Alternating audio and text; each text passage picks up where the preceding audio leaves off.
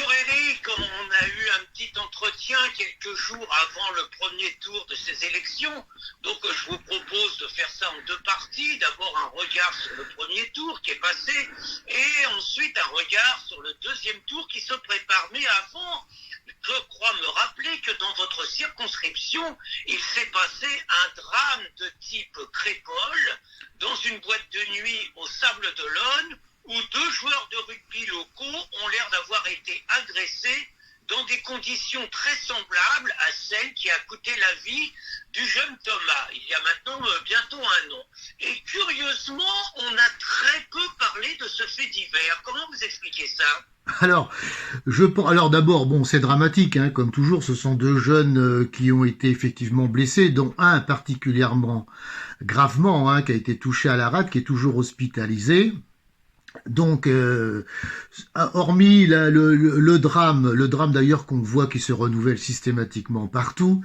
Alors, le problème, c'est que ce drame est mal tombé en fin de compte, c'est qu'il est tombé juste là, dans la nuit de vendredi à samedi, avant le premier tour des élections législatives sur la troisième circonscription de Vendée au Sable-d'Olonne.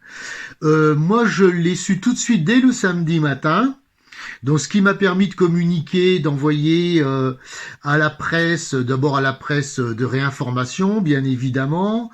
Et puis, j'étais très étonné que le samedi, dans les journaux locaux, évidemment, il n'y avait aucune ligne sur ce drame. Donc, je pense effectivement que c'est mal tombé parce que le drame a été, je pense, caché. Tout simplement, je peux le dire.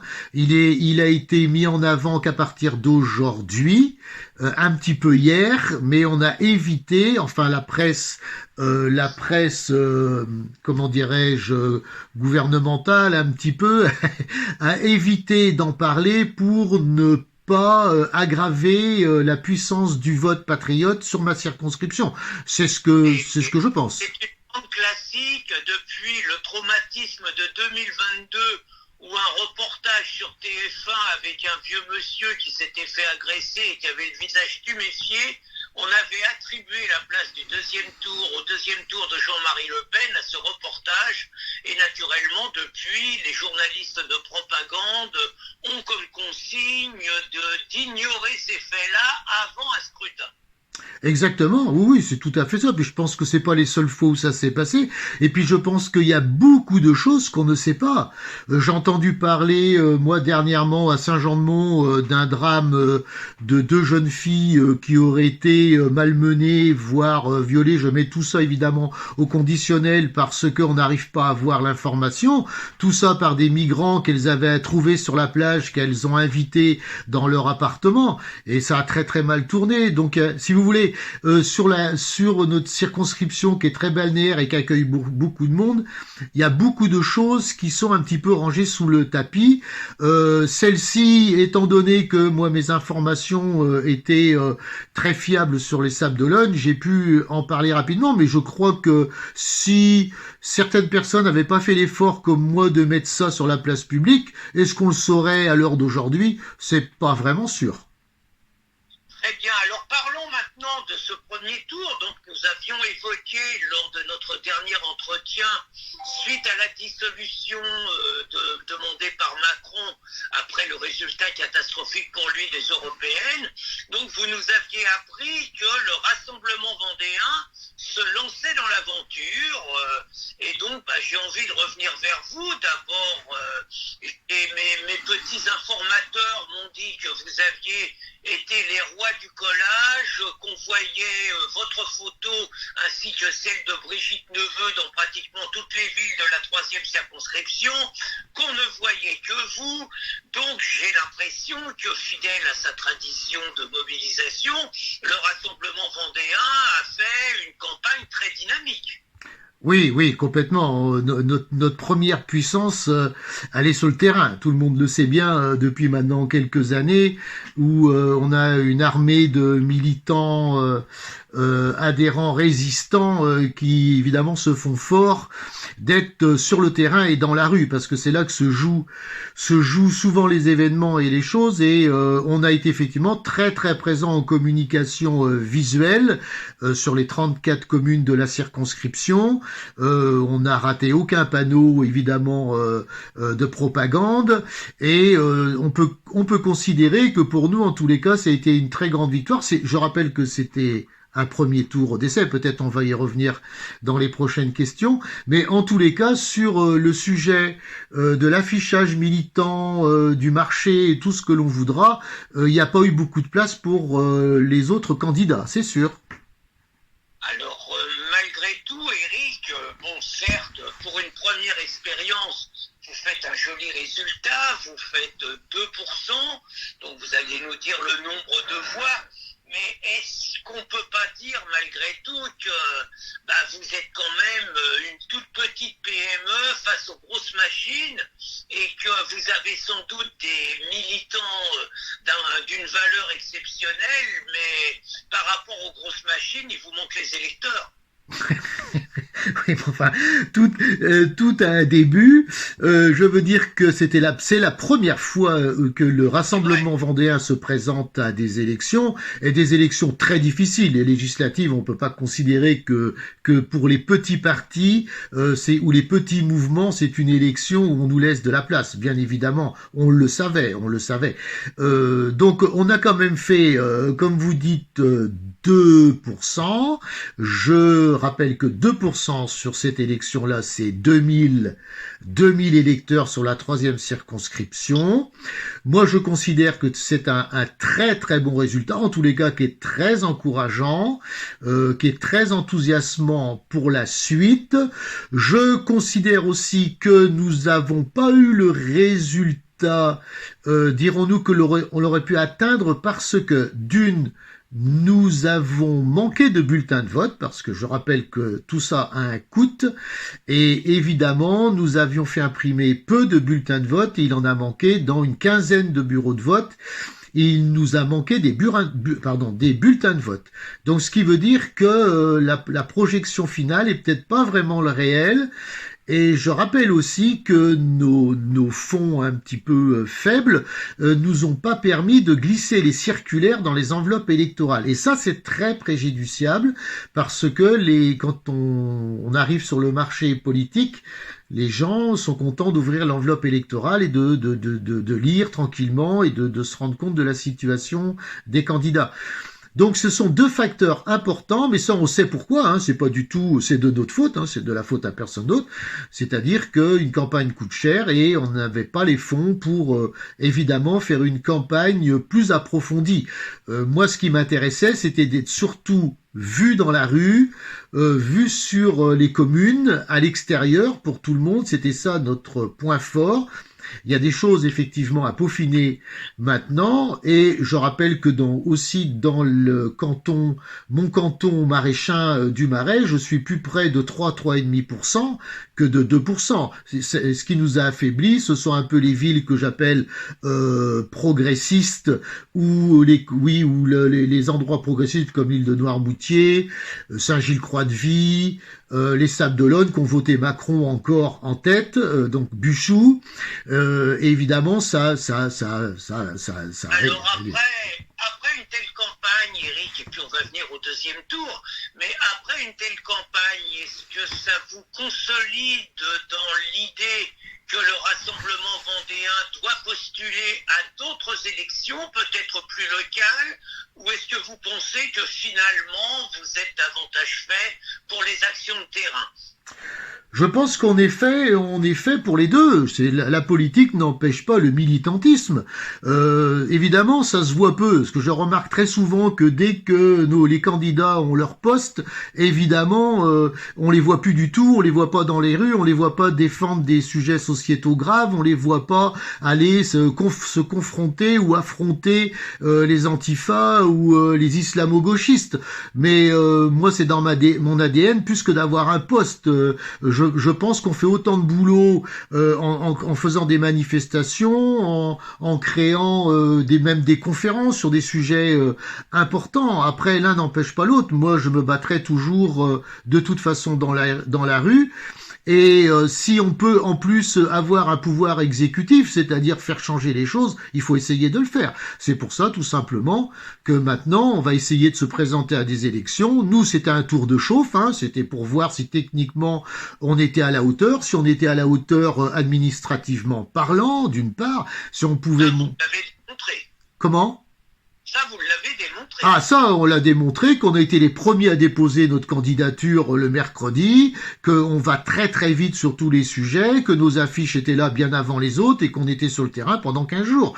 Donc ça, de ce côté-là, c'est vraiment formidable. J'ai des équipes formidables. Je remercie d'ailleurs tous mes militants qui ont travaillé pour cette élection.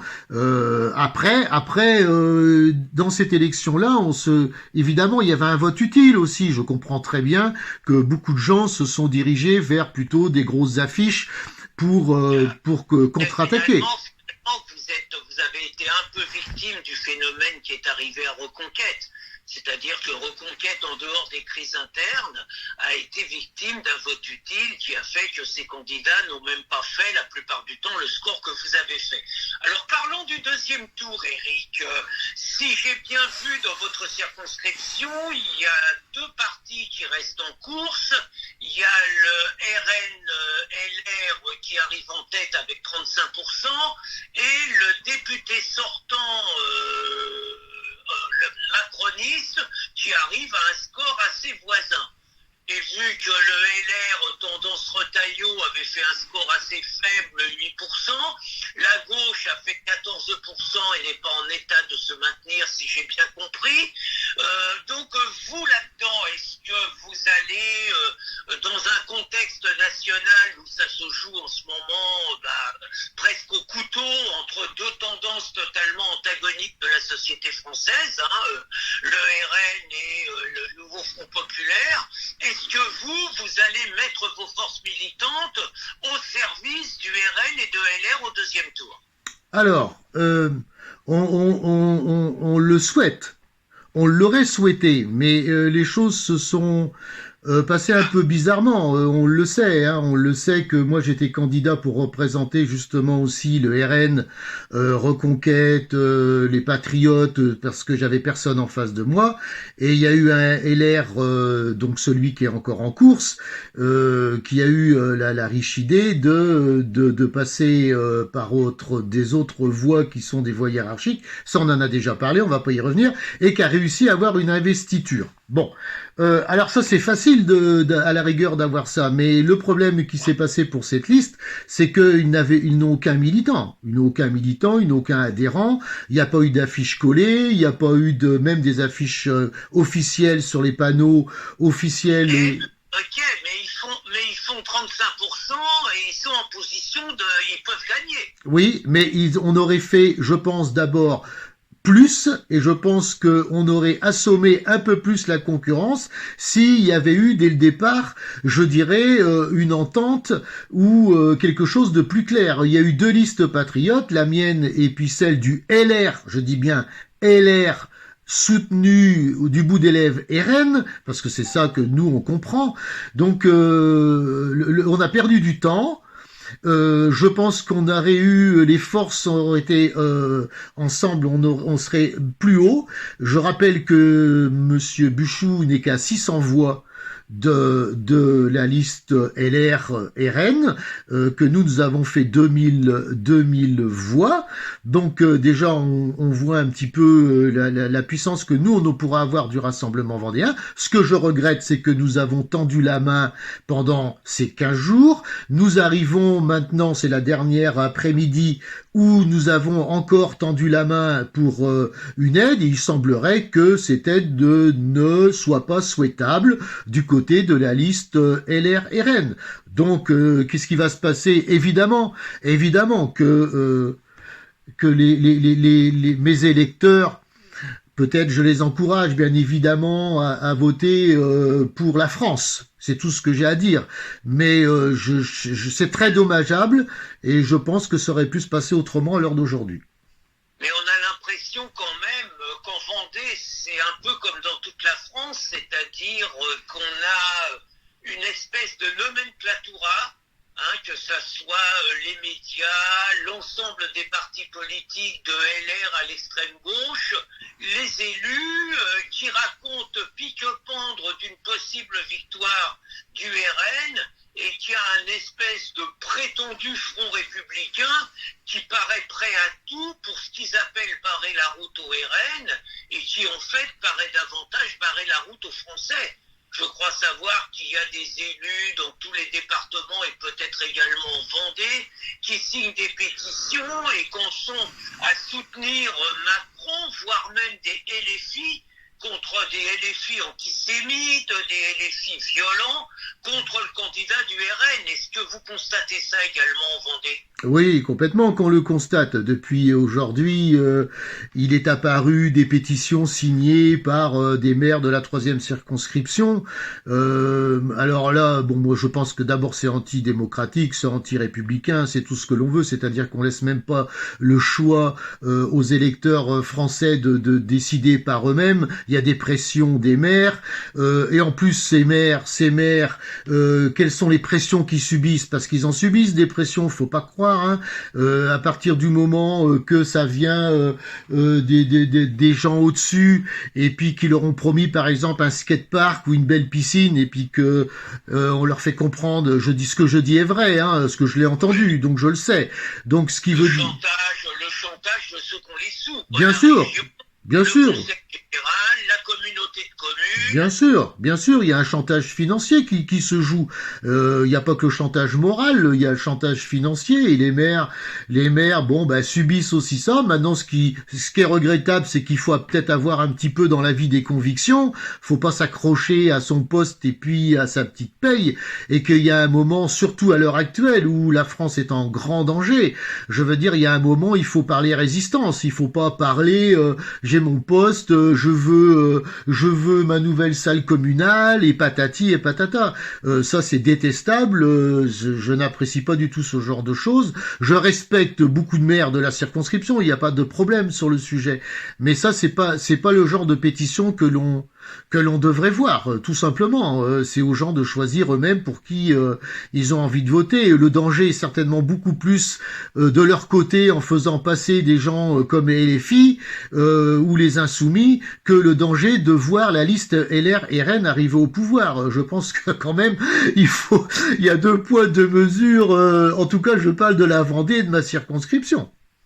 Alors justement, sur votre circonscription, et ça sera ma dernière question, Éric, bon, j'ai compris qu'il y avait, on va dire, un peu du tirage, du tiraillement, des incompréhensions avec la liste qui reste au 2e tour, mais je présume quand même que dimanche prochain, la victoire de cette liste est possible et que peut-être vos 2% d'électeurs seront-ils, même si la liste LRRN n'en est pas convaincue, seront peut-être le renfort décisif pour qu'il y ait un député patriote dans la 3e circonscription. Ben, je l'espère. Mais je dis que moi, on aurait pu faire un travail plus important. Et même si au premier tour, il n'y a pas eu forcément d'entente, je veux dire, là, il y a déjà 2 jours de passé. On perd 48 heures sur quelques heures qu'il reste maintenant pour faire une très belle campagne. Je vois toujours aucune propagande dans la rue. Je vois rien du tout de fait. C'est que des discussions de boutiquiers toute la journée. À toi, à moi je veux ça, moi je veux être attaché parlementaire, moi gna gna gna gna gna gna, mais c'est comme ça qu'on perd tout. Et puis de plus, mes pauvres 2%, qu'est-ce qu'ils vont peser contre le ralliement à monsieur Buchou? Il a un réservoir de voix qui est quand même extrêmement important. Les LR vont donc appellent maintenant à voter pour lui, ce qui est important. Et puis la gauche, bien évidemment, une grosse partie de la gauche va se mettre dans la file file d'attente. Donc égal que je pense que le RN, et je pense même le RN pas que sur la 3e circonscription, je pense que sur les 5 circonscriptions est en danger. Ça va être extrêmement compliqué, ça va être extrêmement compliqué. Tout ça parce que on part à la bataille, mais on part pas en ordre rangé, on part pas avec une stratégie, on part parce qu'on se dit oh là là, oh je vais avoir mon siège, je serai député, il y a aucun problème, j'ai rien à faire. Non, et c'est pour ça d'ailleurs que je pense que Bardella, on a reparlé encore ce matin ou hier soir, parce qu'il commence à penser qu'il n'y aura plus de majorité absolue, parce que je pense que ça va être beaucoup plus compliqué qu'on veut bien le penser. Mais ça sera surtout de notre faute. Très bien, Éric.